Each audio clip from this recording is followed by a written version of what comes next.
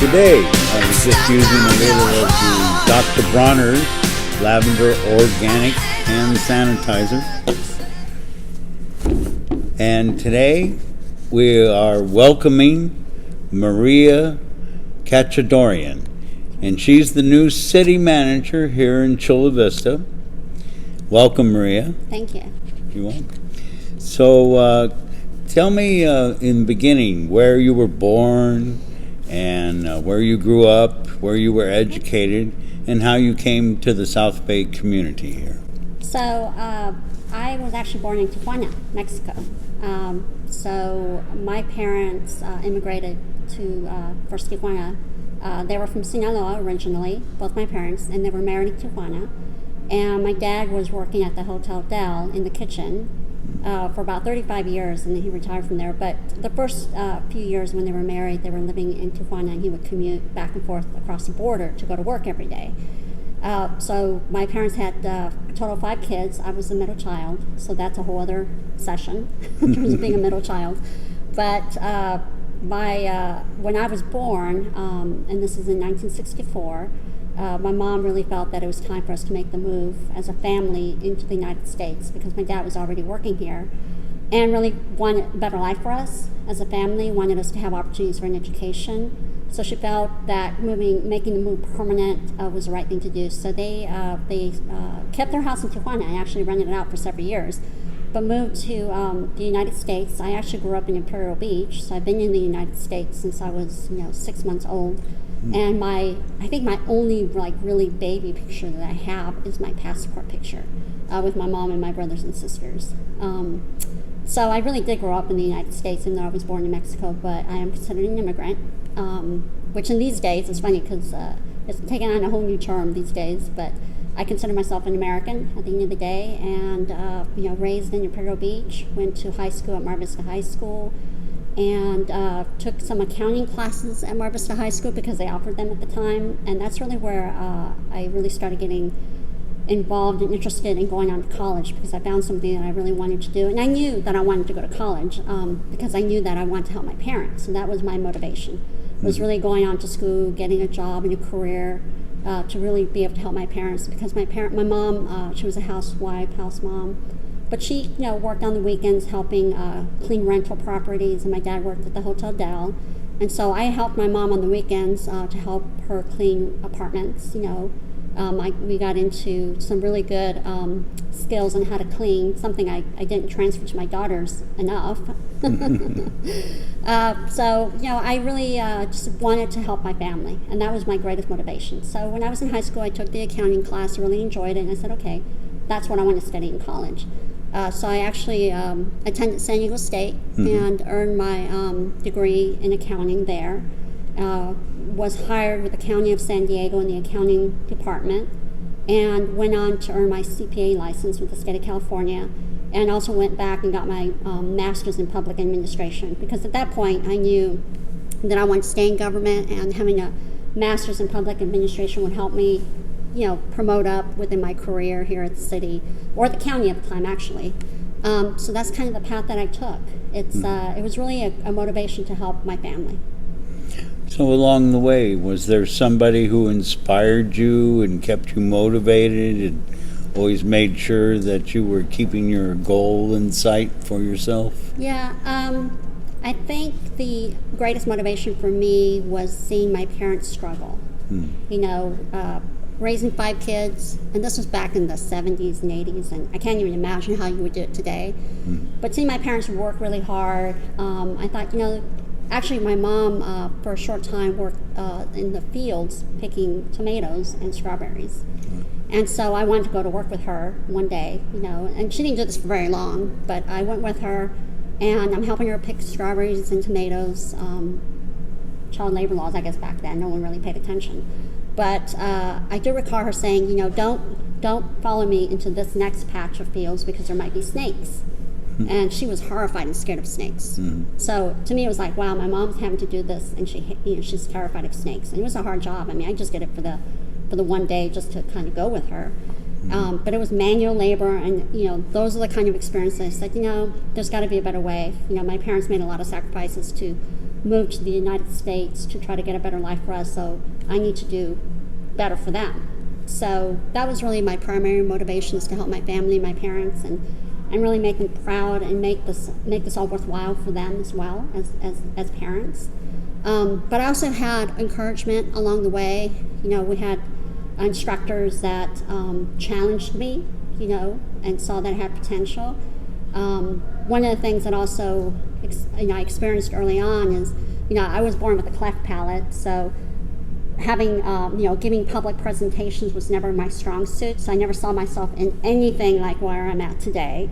I thought being an accountant, I can do that, but being in front of the public and talking was not something I ever thought I would do, because I had a cleft palate. I was born with this.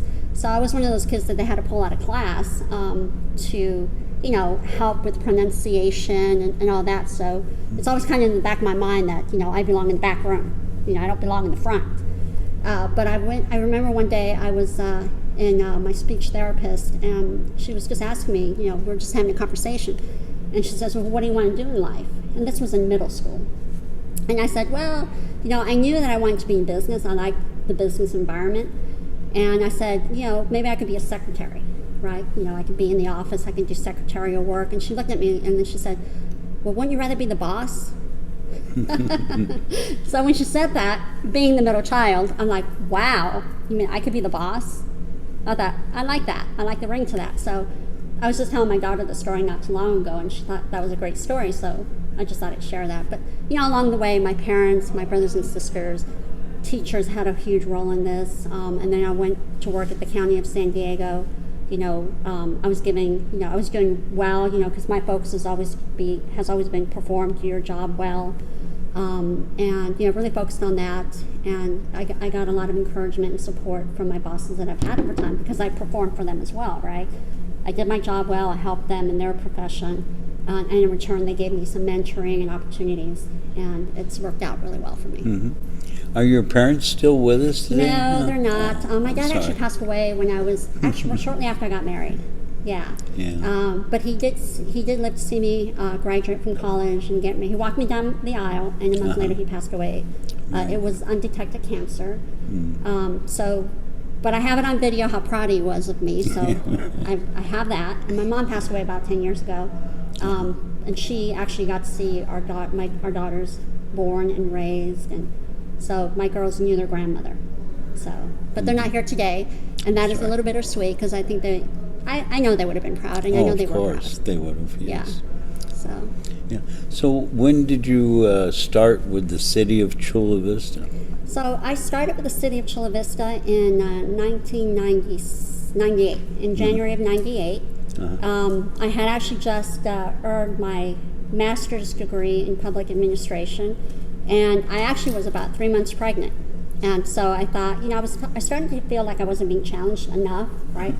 I already have a 2-year-old, I'm pregnant, I got my master's, but it's not enough. It's not enough. I need to be challenged. So there was an opportunity that came up here in Chula Vista, which would have been closer to home, and having kids, I thought proximity to home would help us in the future. So I applied, and I was pregnant when I came in.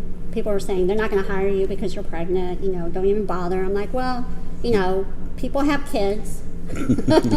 I'm assuming they have kids at the city of Chula Vista. So I went ahead and applied, and it took a while to get hired. They went through the process took a little longer than anticipated. So they hired me when I was 8 months pregnant. Oh my. Yeah, so I said, okay, I need to have this baby. I need to go on my 6-week maternity leave, and then I'll start with the city of Chula Vista. So I started when my daughter was born, and I started in the finance department as an analyst, because I wanted to expand my knowledge beyond accounting. I wanted to be more budgeting and analytical work. So I had the opportunity to do that here at the city, and so I've been here about 22 years. Wow. Yeah, it's been a long incredible. time. And I worked my way up to the director of finance position. Okay. Which is funny, because when I took on the job, I really just wanted to get challenged, and I wanted to learn different skill sets. I really didn't see right away that I would move up as quickly as I did, but my timing worked out because the city was growing so much and the department was growing, and I was working very hard and I was committed, and it just really worked out for me in terms of me, reaching the director of finance position very early in my career. So what attribute do you think allowed you to advance so quickly? Was it your relationship with your coworkers, and Was it your detail in the operation you did? Or? I think what helped me advance was, I looked at it as this job isn't about me, as it's not about Maria.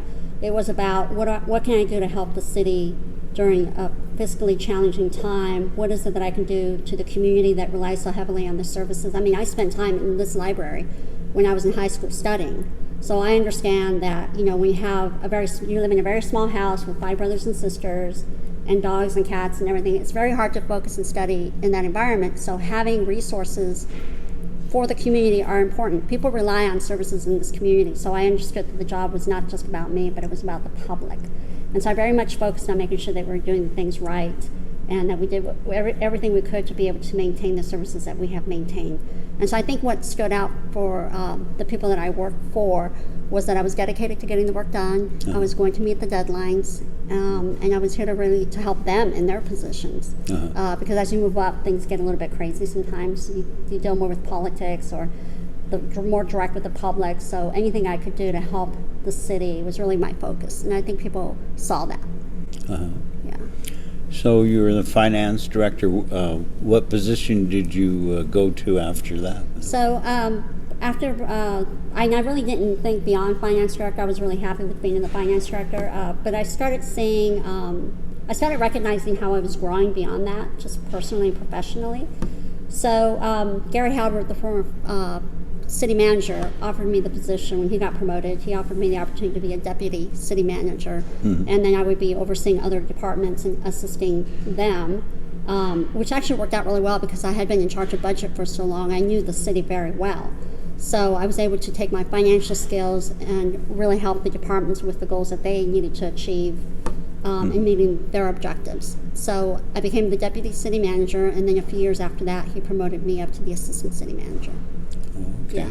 So how many deputy city managers are there and how many assistant city managers? So I was the only assistant. Normally you just have one assistant city manager, so in the absence of the city manager, the assistant would step up. And the number of deputies city managers would vary depending on the structure of the organization. So right now I don't have an assistant. I have 3 deputy city managers working and reporting to me.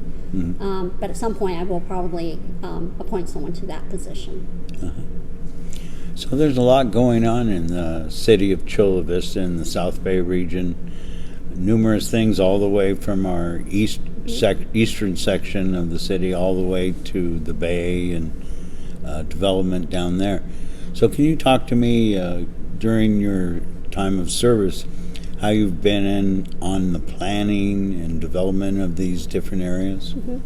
So on the Bayfront, I've been involved with that project for many years, and it's evolved. A lot of it has been on the planning side of the house, the master planning of the entire site.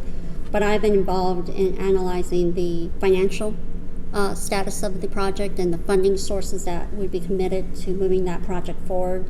So, I'm obviously as the city manager, I continue to be very involved in that project, and we are making great progress. And we're hoping that in 2021 we'll have a groundbreaking on the Rita Hotel Conference Center project. So that's been a big part of what I'm working on right now. A lot of people involved in it, but over time, it's taken a long time, but I think it's okay that it's taking this time because I think we've done a better job of laying out the plans for a much better development than we would have had it happened 20 years ago. So I think the timing is going to work out in our favor at the end of the day. Yeah, and on the university project, which to me is the most important project that we have going on in the city, it's not a project that's going to happen overnight. It hasn't happened overnight.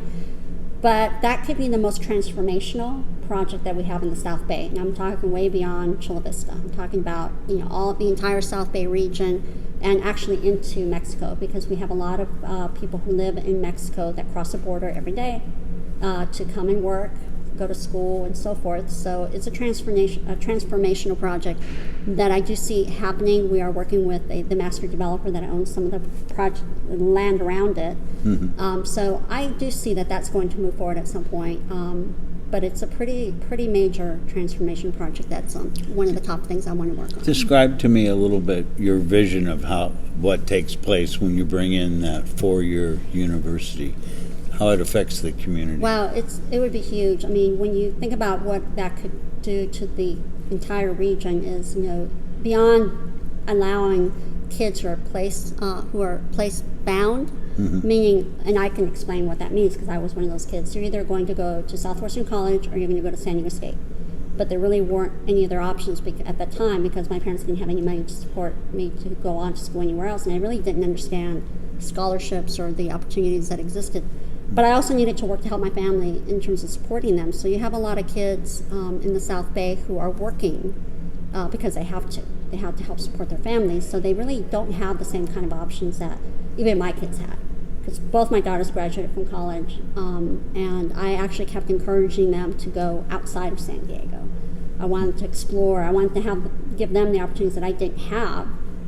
So one day my daughter says, "Why do you want us to leave? Are you trying to get rid of us?"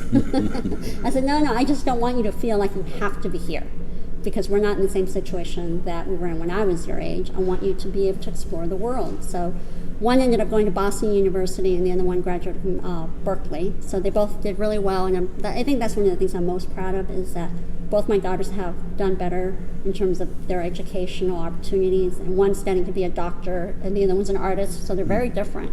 But having the opportunity here in the South Bay for kids to be able to go to school and still be close to their families is huge for people. It's important for people. We value family greatly in our culture, and so I think that would open up the doors and opportunities for a lot of people in the South Bay. Plus the economics that it brings, the jobs, the value of the housing that it would help support. So I think it's the most important project that they're working on in the city, in my opinion. Tell me about the acquisition by the city of the Olympic Training Center. And were you involved in that? And what does that mean for the city to have that? So that's a really good question. I wasn't involved in negotiating directly. I wasn't involved in negotiating the transition of the training center to the city. That was Kelly Bacon. She's actually a deputy city manager, so she negotiated that deal. But that's something that the city entered into, and that was built in the 80s. With, of course, having an Olympic training center is, it's a marketing opportunity. It brings people from all over the world to our community here in Chula Vista. So as it transitioned into becoming a city-owned facility, and we now contract for an operator. Right now with COVID, things are very different. Things had to be shut down. The Olympics are being delayed. But one of the things that we want to see happen with the training center is we want to see it continue to be operated as an elite training center, but also have an opportunity for our community to utilize it maybe a little bit more through tournaments. And of course it's limited because they have to generate enough money to be able to continue operating it, and we have restrictions on how it can be used because you have elite training, you have elite athletes. You don't want to be jogging next to someone who's an elite athlete and then trip them. I mean, there's some things you have to be careful about. But there are some opportunities where we can partner and open it up to the community maybe once a year and have something that, we can have tournaments and we can bring people from other parts of the state to compete. So I think we're looking at that long term. But right now, because of the COVID situation, it's very, it's just not where it needs to be today. But it's very exciting to have that facility here. I'm still surprised how many people in our own community don't even know that we have it. It's pretty shocking. So, yeah. So we need to, I think, a little bit more of making sure that people know we have it, and it is, at some point, will be accessible to do something with our community. Okay. So do you belong to any service organizations like the Rotary or anything? I do. I actually joined the Rotary right after my mom passed away. And the reason, I was actually giving a presentation to them about the budget at the time, and it was tough times. It was the Great Recession. And my mom was always the one who was volunteering through the church and taking the blankets or the towels that we had and taking them to Mexico and donating them. So she was very much involved in helping the community. She was very Catholic, very devout, religiously, loved people, loved to be able to help the poor. She was very focused on helping people who had very little. So we kind of took that for granted. Mom takes care of that, right? She takes care of all those things. We just give her the things and she takes care of it. Well, when she passed away, it felt like there was a huge void. I didn't feel like we were doing enough for our community that way. So when I presented at the Rotary Club, I felt, maybe this is a way for me to honor my mom and honor what she taught us, really, about contributing back to the community that you live in. So I'm part of the Rotary, Chula Vista Rotary, which is where I heard Ruth speak a couple of years ago. I actually have a picture with her. And so that was really nice. That would be really nice. Ruth Sachs. Yeah. And that's for anybody who wanted to know about it. The exhibit is called Remember Us, the Holocaust. And we also have available a magazine put out by Southwestern College, which contains a great article on Ruth in it. So I'd encourage you to pick up a copy when the museum opens up, or if you see it around town, perhaps. But I understand you have an Armenian connection. Yes. Can you talk about that a little bit? So when I was working at the County of San Diego, I became friends with Rita Kachadoorian. So we just became really good friends, and I met her brother, Robert Kachadoorian, through her. It's actually a funny story because he was in the Air Force, so he wasn't around very often. So I became very good friends with her. I met her mom, her dad, her brothers and sisters, except for him because he was always gone. And he came home one day, and that's when we met, and he asked me out, and it was, history in the making right there. But he is of Armenian descent, Armenian and German descent. Oh, okay. Yeah. So actually, when I met my friend Rita, I had never even heard of Armenia. It's not something that we were taught in school. It's just never made that connection. And I certainly had never heard of the genocide that had happened. So when I met her and I learned a lot more about it and met her dad, and then eventually married, into the family. Now it's part of my history because I have children of the heritage, right? So tell me a little bit about that. What was the Armenian genocide? So this actually happened, and my understanding it's happened in a couple of, over time. It wasn't just one event that occurred, one incident, tragedy. But what happened is essentially it happened, and I think it was around the early 1900s. It actually started, I think, the late 1800s. Yeah, late 1800s. So it's basically the Turkish, the Ottoman Turks were trying to eliminate the Armenian population. Oh, I see. And so my husband had his grandparents who were, not together at the time. They had family members who were basically slaughtered and murdered during the genocide. And they found their way to the United States and met and married in Detroit, Michigan, and had my father-in-law, Charles, in 1916. Thank you. So I learned a lot of it from my father-in-law, although he didn't really talk about it as much because his parents didn't really talk about it very much. I think we learned more about it after his death than when he was alive because it was just painful memories that, I think that his parents did not want to transfer the pain to the child. And so they didn't really want to talk about it very much. But I think the one thing he did make sure that we understood is, this did happen. And the fact that it wasn't acknowledged nationally, certainly not in the United States, that it actually was a genocidal event, was painful for the Armenian population. Sure. And so I try to teach my daughters as much as I can, and their aunts are the ones that actually teach them more of it because they're more familiar with it. But it's not something that I really even learned about, which is really sad. When it's not being acknowledged or recognized that something like that happened, there's a risk that it could happen again, and it did. And that was, I think, the thing when I think about what happened to the Armenian population is, had there had been the outrage that needed to happen at that time, maybe the Holocaust wouldn't have happened. Who knows, right? But not acknowledging it, I think, was one of the worst crimes. So we're going to take a look at our Armenian portion of the exhibit with you. I wanted to ask you just a couple more questions about things going on in the city. We have pharmacies that are cannabis pharmacies within the city. Can you tell me where we're at as far as the city working with those businesses? So we have some illegal cannabis shops. We had about 25 or so operating, and now we're down to, I think, 3 or 4. They've been shutting them down. At the same time, the city's been working on bringing in legal cannabis shops, and we are at the point now where we're probably within the next few months you'll see some opening up. Oh, okay. Yeah, so that's moving along. It's a lot more work and complicated than I think we all imagined. But that's moving along as well. So tell me a little bit about your vision for the future and highlights in your career, things that you are really proud of and you helped in. Well, I think the best is yet to come. I do feel that the best is yet to come for the city. But in terms of my personal accomplishments, I think it had to be when I was the finance director and when we're going through the Great Recession, some of the policies that I brought forward to the city council to consider, like setting aside additional emergency reserves that we may need at a time of crisis, which we actually are in now. And so having been able to set up the policies and get the support from the city council to set aside monies for the next emergency is actually helping us today, because we didn't really have to lay off our library and rec staff. We did let go of hourly employees because we didn't have the programs going, but in terms of permanent staff, no one's lost their job. You know, everyone's stayed employed. It might be a little bit different, but have stayed employed. And we were able to transition the existing staff over to help with the COVID crisis. So I think to me that's what stands out in my mind, because I'm seeing the benefits of it today. Yeah. Well, that's excellent. That's really good.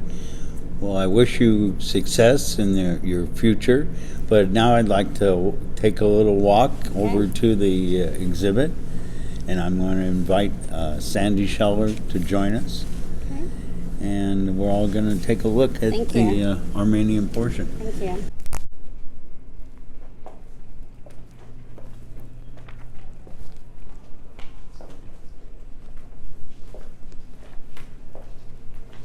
Hi, Maria. Hi. I can call you Maria, Yes, correct? you can. Yes. It's so good to see you. Thank you. Well, this is our Armenian Yes. case. And the people that we have featured, in fact, I believe you helped me when it came to getting the clothing, am I correct? No, Or not photos? clothing, but some other photos, yeah. Okay. The case is small, and my hoping is that the city of Chula Vista will expand on a Holocaust, Armenian, World War II, because one of my problems, and maybe this is selfish, is that I don't know what to do with the dress that came from a Holocaust.